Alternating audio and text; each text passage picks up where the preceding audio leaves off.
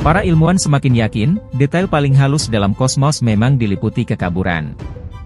Seolah ada tirai pembatas antara pengetahuan manusia dengan hakikat semesta. Ilmu pengetahuan semakin terbukti tak sanggup menembus dunia di balik batas itu. Dan, memang begitulah cara alam memperlihatkan dirinya pada manusia. Dalam konsep ilmu pengetahuan modern dewasa ini, alam semesta dengan segala isinya tersusun dari materi dan energi.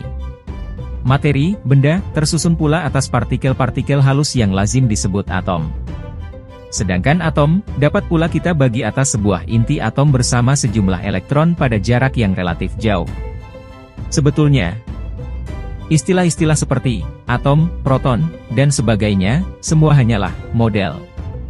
Artinya nama-nama tersebut dikaitkan dengan suatu gejala tertentu dengan cara sedemikian rupa, sehingga dengan model itu para ilmuwan akan lebih mudah bekerja.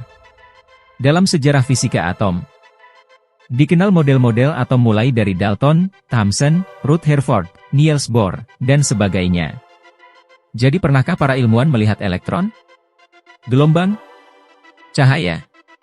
Semuanya bisa mereka deskripsikan, namun hanya sebatas teoritis saja.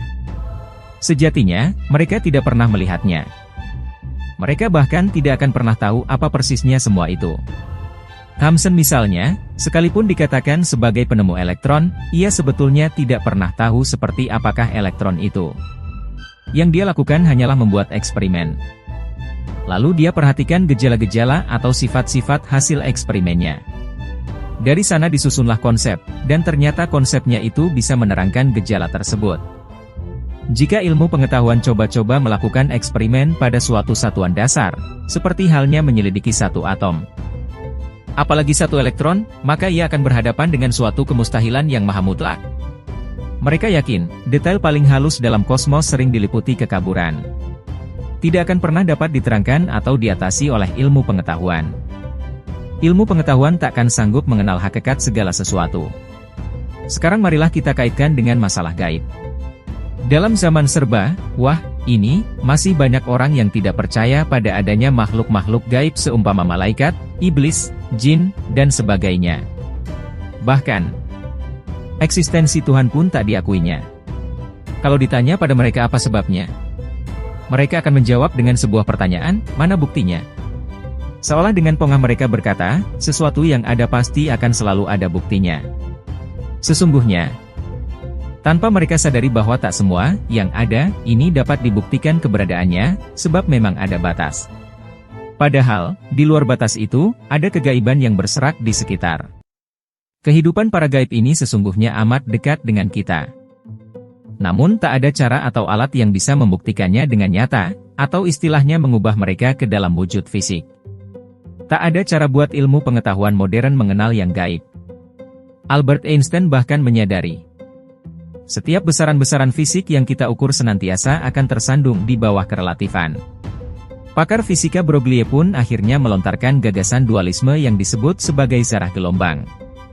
Ya, tiada cara buat mengenal kegaiban, tiada cara mengukur yang hakikat. Tiada cara buat mengamati kemutlakan. Satu-satunya cara buat mengenal hakikat, buat mengenal yang mutlak, buat mengenal alam gaib, hanyalah dengan terbukanya hijab, tersingkapnya batas. Dan itu hanya mungkin jika Tuhan sendiri yang menginginkannya. Tuhan sendiri yang akan memperkenalkan adanya malaikat, adanya makhluk gaib, alam gaib, dan sebagainya itu. Tanpa tedeng aling-aling satu-satunya cara ialah kita imani saja semua itu. Wajib kita imani, kita percaya, tanpa sedikit pun menyelinap keraguan dalam hati kita. Jangan tanya bukti, sebab hal gaib itu memang di luar wilayah bukti. Bukti hanya mungkin diterapkan buat alam fisik atau alam syahadah. Itu pun hanya terbatas dan dibatasi oleh alam itu sendiri. Kita sebagai insan yang beriman hanya diwajibkan untuk mempercayai hal gaib. Dengan demikian kita pun harus mempercayai adanya kehidupan dunia lain di alam yang tak kasat mata itu.